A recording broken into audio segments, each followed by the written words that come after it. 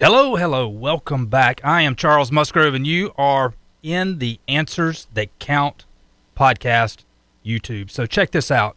This is June the 18th, 2020.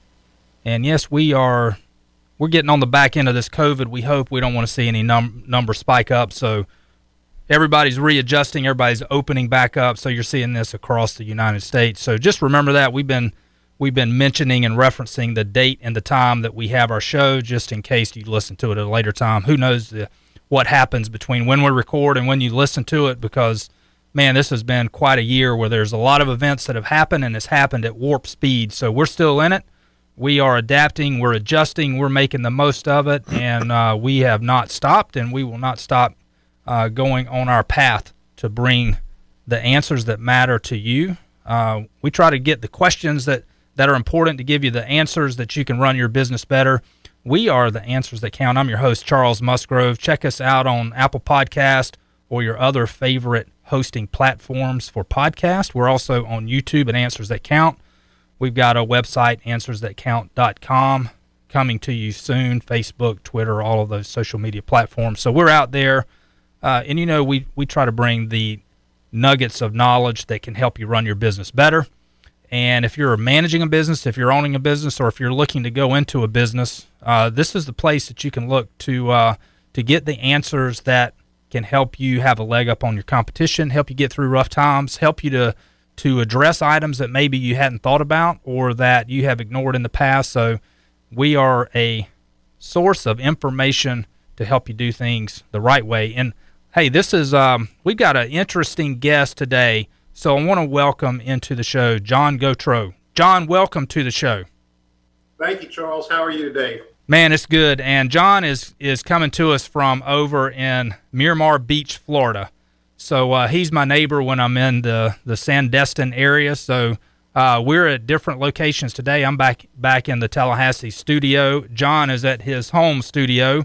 And John has we're going to look at, I think I would call it the back end of a business and how business should be valued and ownership transition to someone else. So that's, you know, we haven't looked at that in the past, and I think that's everybody should, when they go into a business, they should always consider the exit plan or how to maximize the value, however you determine value. If it's dollars, if it's lifestyle, whatever that is, you should take that into account when you set up your business, and then when you execute your business throughout the life of that business. So this is a different look. We've not looked at this in the past. So John's got great experience.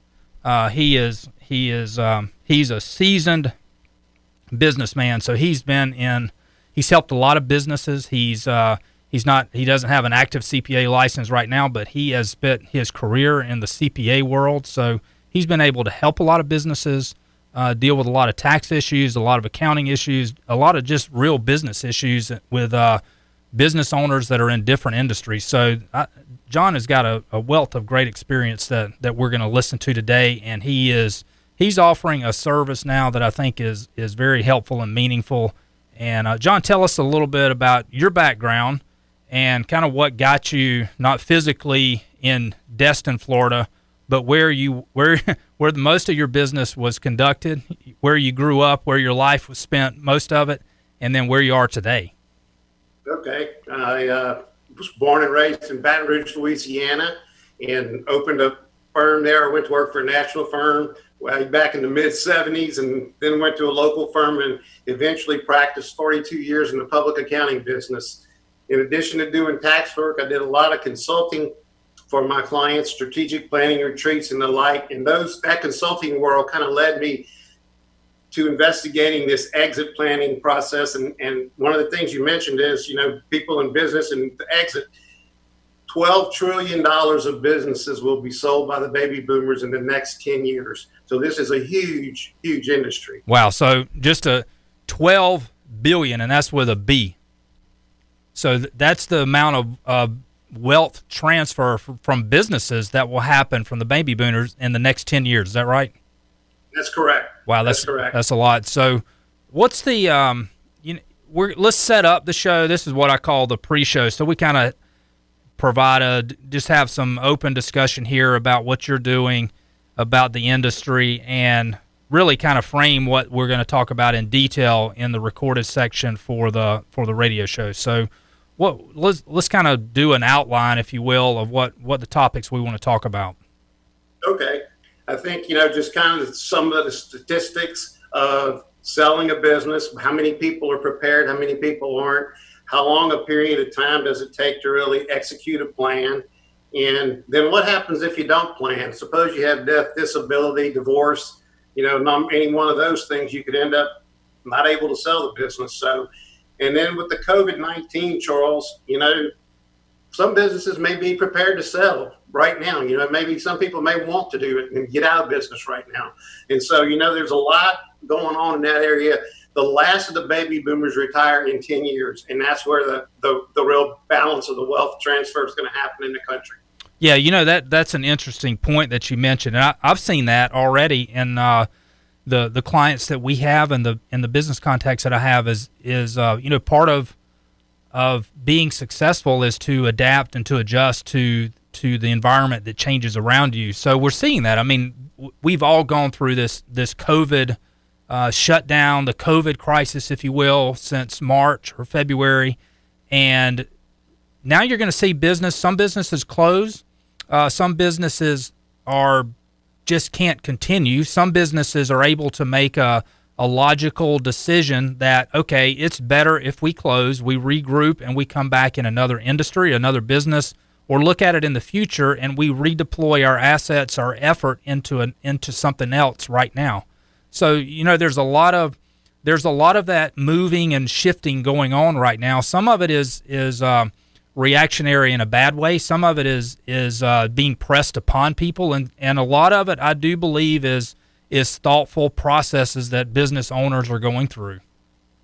I think also, Charles, in addition to the environment of COVID-19 and so forth, we also have technology playing such a role in business now.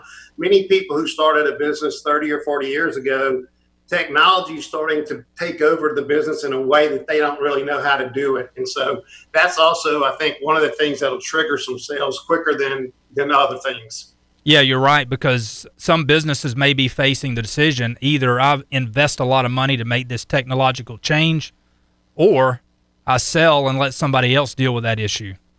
Right. And some people don't want to learn the technology. It's always a better way, they think, but they can't go on like that because they'll go out of business. So technology also will have a big part in these people. Just to mention that about 80% of entrepreneurs do not have any sort of exit plan.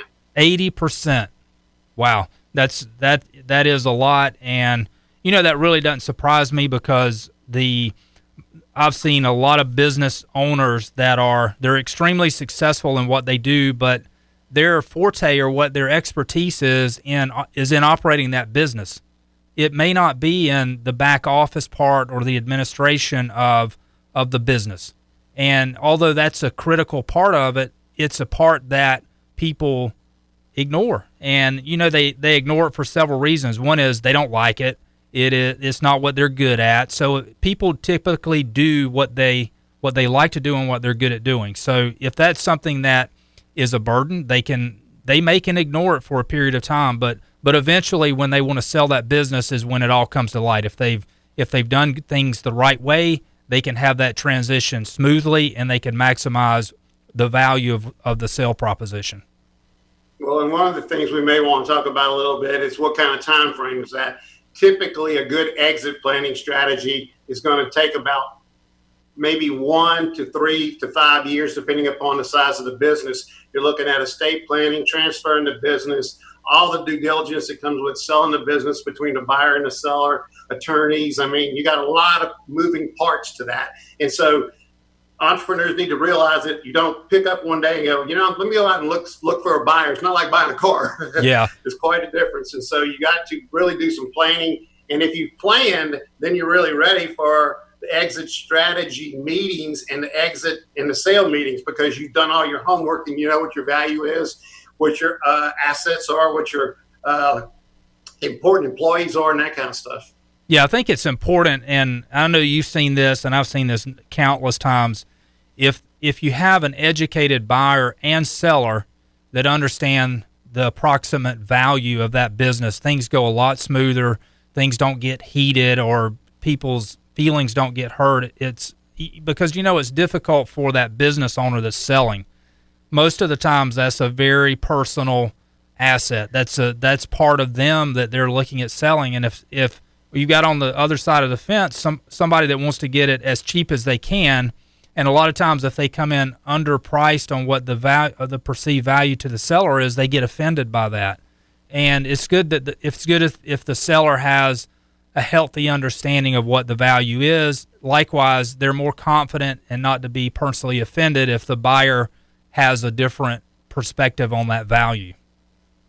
You're exactly right. I mean, the emotional side of it is, and that's one of my backgrounds. I ended up merging my firm in 2007 with the largest local firm in New Orleans. So I've been through the process and the emotions of, it's like letting a child go. It's like letting a baby go. You've raised this thing from birth, and now you're ready to send it off on its own. And there's a lot of emotion to it. And so that needs to be taken into account. And that's one reason that we say it takes a year to 3 years sometimes to get it done properly, because the owner's not ready to really make all the decisions without putting a lot of thought process into it. Yeah, that's exactly right. It's, right now, especially, I think when you go through those big decisions, like you had mentioned, there's a lot of movement or there's a lot of buzz about people buying or selling, particularly for the sellers right now. I think people should be very cautious not to be making an emotional decision. We've just gone through this shutdown with COVID, and many businesses out there were really harmed by it, and their economics were suffered from that. So you don't want to see businesses that make a long-term decision in an emotional state, and they make it based on the factors around them in the last 90 days instead of let's look at the next 10 years. I think that's a good point. It's a situation where you don't want to act too quick, and as you know, values a lot of times revolve around what accountants call EBITDA, which is earnings before income taxes, depreciation, and amortization. And so you've got to look at that number. In the last few months, everybody's earnings has really suffered. So your value is going to be as low as it's ever been, which one method of getting rid of your business is a family transfer and gifting. Now may be a good time to gift because of the low value. So that's one thing to look at as well. Yeah. But the other thing I'd like to talk a little bit about is what about transferring the business to the family? Because most people start a business hoping it's going to go on for generations. And there's a big sort of fallacy and failure in that. And I want to talk about that too. Yeah, let's definitely talk about the family transfer as well as to someone inside the business. So you got an internal transfer of ownership, and then you're looking at just the external, the arm's length to a third party that's not already inside the business. Right, cash or merger, or in the case of employees, you also could have an ESOP. For example, the Publix food stores is the largest ESOP in the United States. The employees own that grocery chain. Wow. And so that was the way they put the thing together. But a large enough company could also do an ESOP, which is you have a kind of a built-in buyer. If you've managed a company well and raised your management people right, you're going to have super management, and they're going to have all the desire to make the company work and get you paid. So that's another way to do it. That is true. And Publix, shout out to Publix. They're a Florida-based company. So that's never a bad thing. That's always a good thing. So, John, anything else we want to hit in the show? I think that's the highlights. All right, good deal. So with that, everybody hold on just a minute. We're going to hear a little bit of music, and what we're going to do then is John, Jon, in the sound booth in the studio, he's going to play a little intro music that we use for the startup of the radio show. So everybody stay tuned, and what we'll do is if we don't get everything covered during the next 26, 27 minutes, we'll carry that over and we'll do a post show, and that information will all be there available. It's on the podcast. You're listening to it now, so stick around for the whole show. YouTube is on that as well. So Answers That Count on YouTube.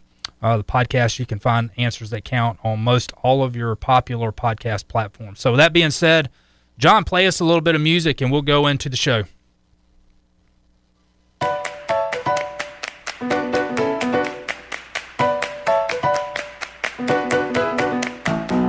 Welcome to Answers That Count.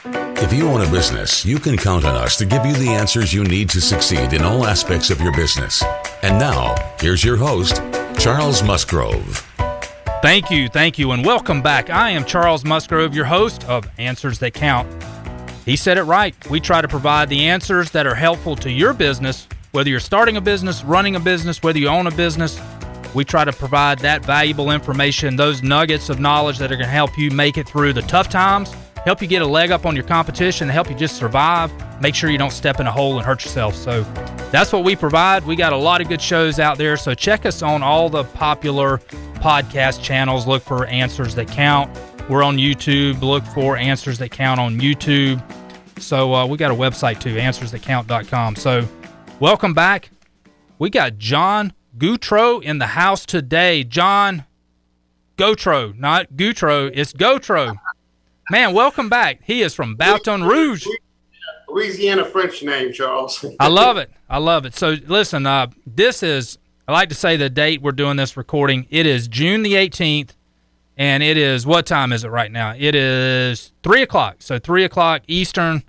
So remember that if you listen to the show, and there's world events that may happen between when we record the show and when you listen or watch it. So just keep that in mind. So we're doing one of those multi-location shows. Once again, John is from his home studio in Miramar Beach, Florida, over there in Sandestin. He is my neighbor when I'm over in that neck of the woods. I've got an office and a house over there too, so we're neighbors. And I'm back in Tallahassee, Florida, in the home studio there. So, John, welcome to the show. Thank you, Charles. I appreciate you having me on today. It's going to be great. In the intro to the show, the pre-show, we kind of set this up. And, John, we'll do a little bit of background on you, just so the radio audience gets a good feel for your background and what you've done in the past. And just spend just a minute or two on that and tell us about what you've done in the past and what got you here. I had an accounting degree from LSU and started with a national firm, which is now BDO Seidman. Worked for them for a couple of years, then went to work for a local public accounting firm. Practiced as a tax CPA for a total of 42 years, and then retired a few years ago. And in part of my practice, I also did a lot of strategic planning retreats, management consulting for my larger clients. And that got me interested in this. And I've watched people try to sell businesses. And I found this certification, Certified Exit Planner Advisor. And I took the week-long class and the test and became a certified advisor to be kind of the quarterback of a planning team to help an owner sell a business. All right, so let's set that up, because that was a lot. So really, you have spent your career in the CPA world. So your specialty has been in tax work, business strategies. You've worked with the business owner. You've done some big stuff. You've worked for big companies. Your clients have been small, big, medium. You've had a lot of industries, a lot of size. So you got a great background of experience to understand how businesses work, the mentality of business owners and entrepreneurs. And a lot of times the business owner, there's a lot of attention on starting a business, running a business, but there's not a lot of attention paid to the transition of ownership or the sale of that business. And unfortunately, a lot of the business owners, they don't think about that, or they don't look at that until it's time to sell, until some event happens later in their life, whether it's a health issue or whether they're just, hey, it's time for me to pass this to somebody else. And that's when they start looking at it and considering a planning opportunity. Is that what you've seen? Yes, that's true. Unless they plan on transferring it to the family, that's generally true. They work it, and they're working in the business. They're making money. They're living a lifestyle, and they're really not thinking about what I call the enterprise value of the company. And that's something that entrepreneurs, if you can imagine this stat, 80% of the net worth of most entrepreneurs is made up of the value of their business. So 80% of their net worth is sitting there ready to be cashed in, or if you don't do it properly, you don't cash it in and you lose it. Wow. So that's worth repeating. So entrepreneur, their total personal value of their financial value, 80% of that total is tied up in their business. That's correct. Wow. As an average, but that's an important statistic. So what that does is that really puts the ties closely the personal planning, the retirement planning of the individual with, to make sure that you've got the right plan to sell that business too, because one is so tied to the other and one influences the other so dramatically. That's correct, Charles. What we do as exit planning advisors is we're really the quarterback of all of the advisors of the client, the CPA, the wealth advisor, the financial planner, the tax attorney, the estate planning attorney, whoever that group of people are, to put all those people together to think together and help that owner do the best he can to cash out of that business. So, yes, you're exactly right. Yeah, that is, that's an important role, and there's a lot of the advisors, I've heard the wealth advisors use the same term. The CPA on occasion, they'll use that same term and that same objective, that they want to quarterback the solution. I think the bottom line, the most important thing to happen is that there's a person, there's a professional that's part of your team that is including all of the members of that team to have the right plan that is customized to what makes sense for you personally and your businesses. That's really the only way to do it, because there's personal side, there's the financial side, and then there's what's going to happen to the business side. The financial side being how much cash or whatever can the owner get out of the business. And the personal side is, what's he going to do when he retires? What's the next steps of life? And most entrepreneurs haven't even begun to think about that or deal with that. And so that's a whole new experience. Like, okay, now I got 40, 60 hours a week I used to work. What am I going to do with all that time, Yeah. And so there's a lot of that kind of thought process that needs to go into the whole planning deal. Yeah, the planning is that's an important part. So what's the suggestion on the time frame to begin?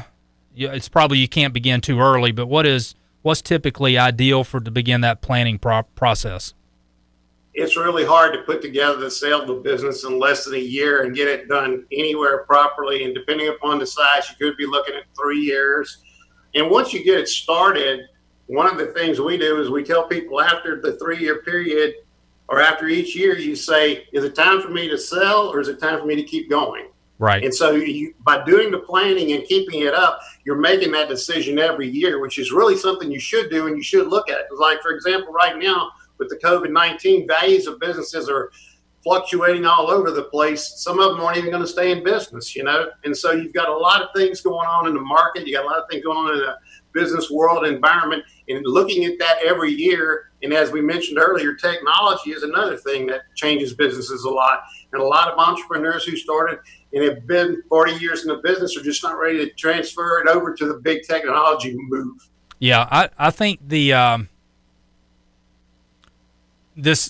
we've done some shows in the past on businesses that have gone through crisis like we're in right now. So we've got the recessions that have happened in the past.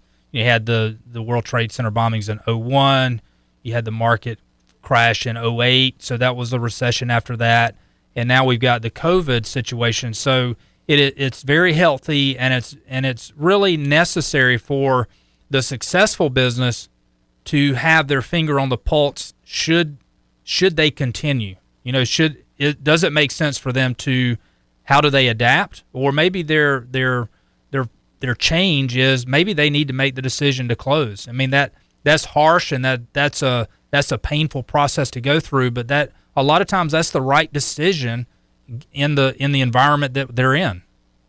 Sometimes that's very true, and if you don't sell now, you're going to end up losing value. And so one of the things that we need to think about is it the right time to sell? And maybe that decision needs to be looked at every year, like we talked about. Yeah.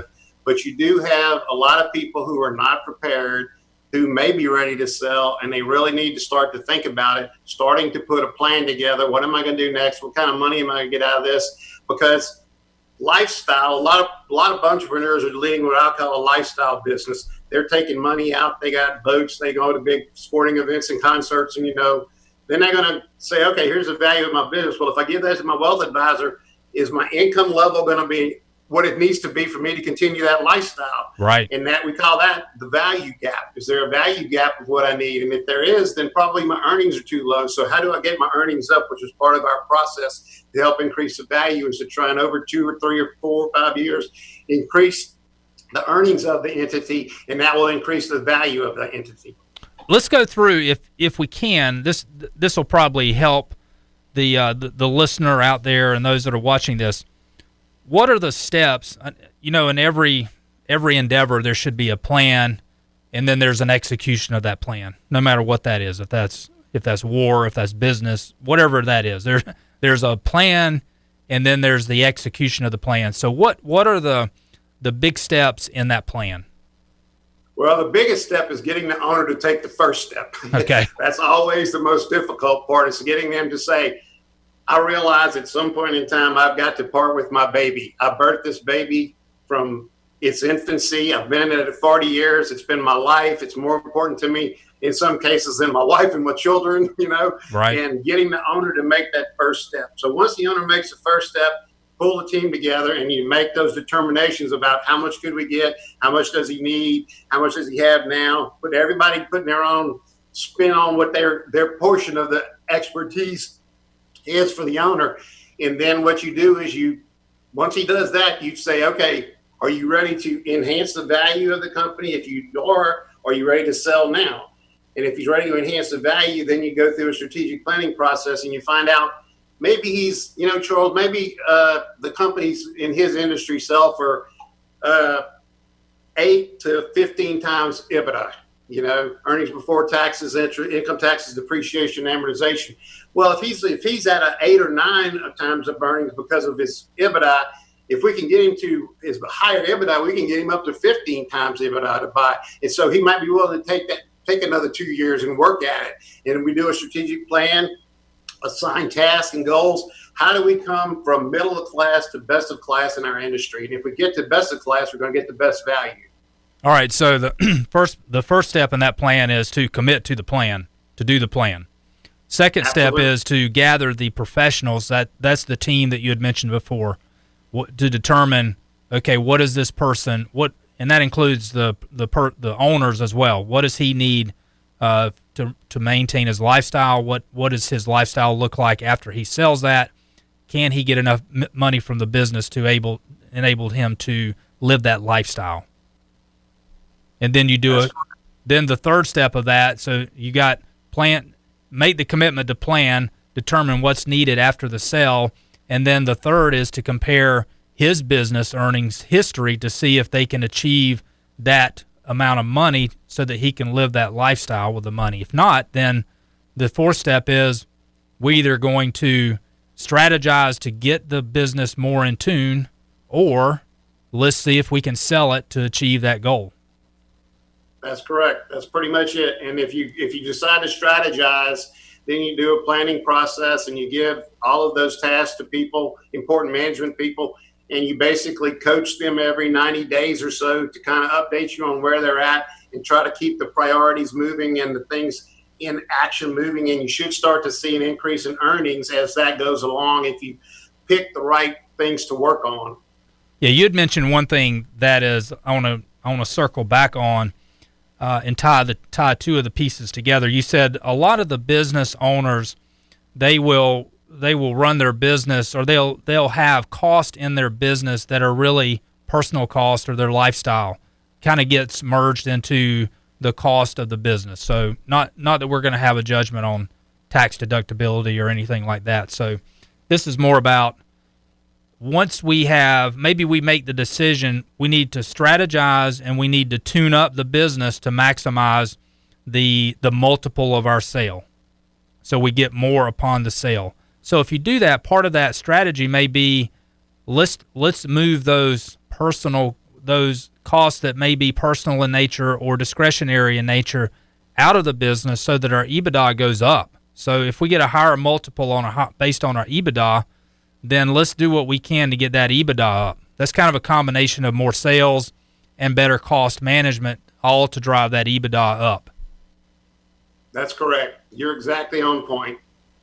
There are a lot of personal costs in some of the entrepreneurs' expenses, and if you can identify those and maybe move those out, get the earnings up, then you're going to increase the value of the business, enhance the quality of earnings, enhance the quality of the value of the enterprise, because you can enhance the quality of the earnings. Good. So let's jump over. Let's change gears just a little bit. So let's look at statistically, you've probably got the statistics on this. I know you had mentioned 80% before, and how many business owners don't have a plan for this exit?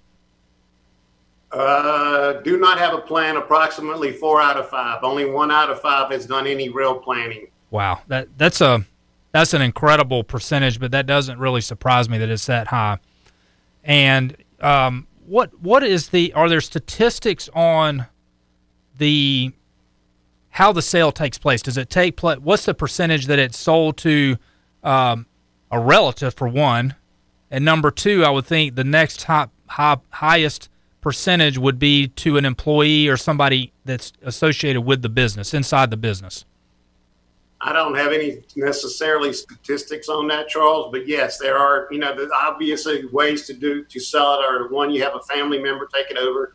2, employees, either outright or through an ESOP, an employee stock ownership program, or you go merger and acquisition, or just a straight cash sale, or cash and finance some of it for the buyer. So those are really your options. A lot of families start businesses thinking they want it to go on for generations. And one of the real things people need to look at is that businesses that are transferred to the second generation only succeed 30% of the time. Wow. And that's because the children typically have worked in the business, but none of them are passionate about the business like the parent was. Right. It's not their baby, like maybe the mom or dad, whoever owns the business and runs the business, or maybe both the mom and dad.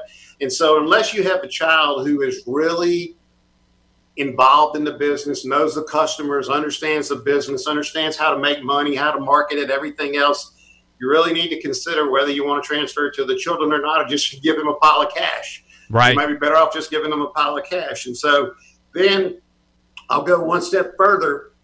Son takes over the business today, and let's say he does successfully, he's one of the 30%, he transfers it to grandson. There's only a 12% probability there of the business succeeding. Wow. And so family transfers are not everything that they might look like to most people. People have this concept that it's a family business and I need to keep it in the family. Well, you worked 40 years to build an asset that's got a lot of your wealth tied up. Do you want to sell it and get cash, or do you want to take a chance on your child maybe making it or not? Yeah. That's a tough decision, for any entrepreneur, but it's one that really needs to be thought about by him. Yeah, that's a very tough decision, because there's a lot on the line. If you pass that along to your children, then you could really, there's a lot at risk there, both to the original owner as well as the heirs and the children that get that. It's a double-edged sword there that could really be hurtful. So a lot of times the safest route is to sell that and to get the cash, and then once you have that value established and the sale price established, then that secures at least both the owner as well as the children. They know what's in what it's been sold for. They know what's in the estate. So therefore, that most likely, unless the parents just are spending a lot of money, they're going to have some to pass down to the children. Right. That's exactly right. And one of the more common ways to sell your business is actually through a merger or acquisition, where you get stock of the company who's purchasing you, and right. You now own that stock. In some cases, it's a publicly traded company or maybe an over-the-market company. And so you got a lot of different ways to go about that. And there's also private equity groups looking to invest, especially in technology companies who might want to be sold. Private equity groups are looking to, double their money in 5 years or something like that, right? But if you're in that situation, you could bring really good value from a group like that. Yeah, that is so true. Now, the typically what you see on the sales side is those sales are asset sales, and they're not buying the company themselves, and that, there's different tax implications in that, but more importantly, there's different liability risk associated with that. So that's typically why businesses are sold. They sell the assets and they don't sell the shell of that company along with it. That's correct. They're mostly legal reasons, and then the tax, of course, whether what you pay in taxes, what the seller's going to pay in taxes, and actually what the buyer gets to write off whether he buys stock or whether he buys assets is a big determination of all of that. Yeah, and it's usually, this isn't always true because there's always special circumstances, but most generally the seller wants to do a stock sale. They want to sell the business because they get capital gains on all of that, whereas the buyer, they never want to buy the business or the entity, because along comes with that is what's ever in the closet and all the liability risk, and it's not as advantageous on the tax side either. That's correct. That's kind of a, yeah. Those the very general statement is very true. Yeah.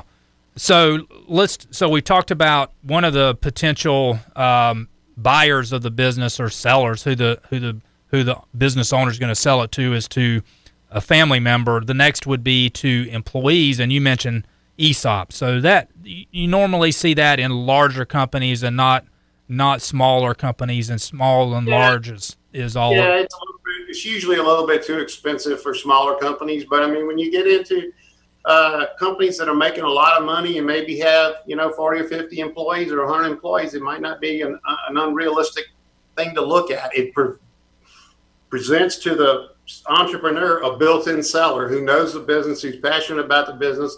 He's managed them, he's trained them, they know everything about it. So the chance for success is really pretty high with that situation. Or, if you sell for cash and they retain the management, that's going to help your situation too, especially if you've got some sort of earn out or long-term buyout. Right. Yeah, I've seen that work, and that keeps the owner, the original owner, engaged, so they're serving at some type of mentor position or kind of head of the state for a period of time until the new employee owners have a full grasp of what it is to run that business. That's correct. Yeah. So, John, we're nearing the end of the show, and I know we got a lot more to talk about. So we've talked about the owners from the selling to the relatives to inside the employees inside the business, and then we've got the external or the mergers and the acquisitions. What is the extent? I know you had mentioned the other professionals that are involved, the wealth managers. So, there's a lot to the actual documentation of planning for that, and if it's an employee inside the company that normally is going to provide some, there'll be other investment tools involved to create the cash to be able to fund that purchase.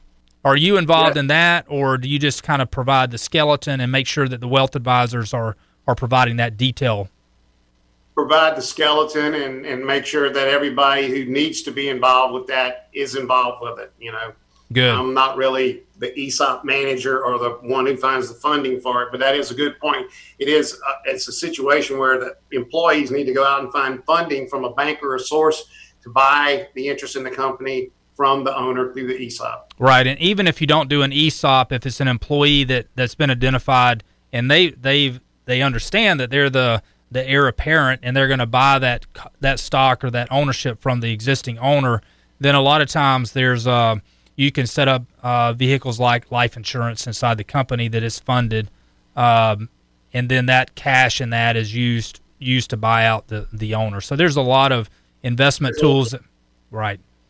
Small businesses especially, Charles, where you can't use an ESOP, by having a manager, or a current employee, you can help him by getting life insurance and various other benefits and things that will help the risk for the seller. Exactly.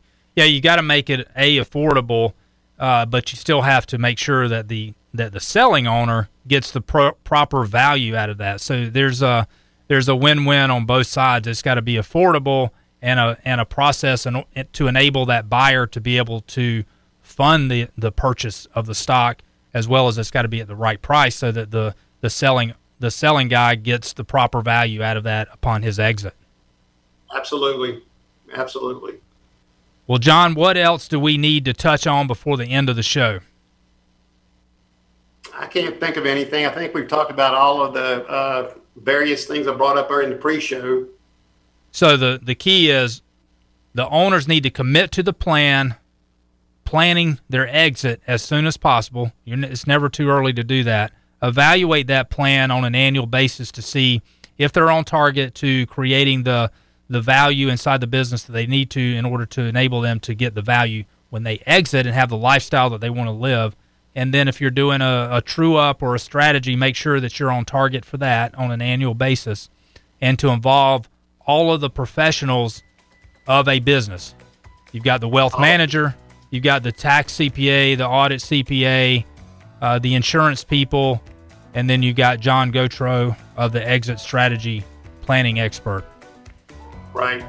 Yes, that's true. And especially the CPAs, one of the things that we find in our profession of trying to help people exit businesses is their most trusted advisor in most cases is their CPA. Yep. For whatever reason, they're like a priest to them. So it's a one person you want to get on a good basis with. I love it. That's a good note to end with, is your CPA is equivalent to the priest. So let's leave it at that. You have been listening to and watching Answers That Count. I am your host, Charles Musgrove.